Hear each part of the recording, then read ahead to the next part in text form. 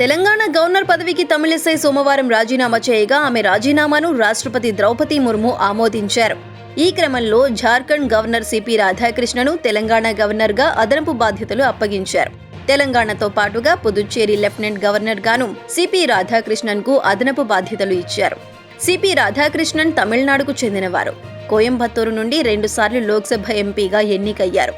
BJP రాష్ట్ర అధ్యక్షుడిగా కూడా పనిచేశారు. గతేడాది ఫిబ్రవరిలో జార్ఖండ్ గవర్నర్గా నియమితులయ్యారు. కాగా లోక్సభ ఎన్నికల్లో బీజేపీ నుంచి ఎంపీగా పోటీ చేస్తున్నందున తమిళిసై రాజీనామా చేశారు. తమిళనాడులోని కన్యాకుమారి లేదా తిరునల్వేలి లేదా చెన్నై సౌత్ లేదా పుదుచ్చేరి బీజేపీ ఎంపీ అభ్యర్థిగా ఆమె పోటీ చేయనున్నట్టు తెలుస్తోంది.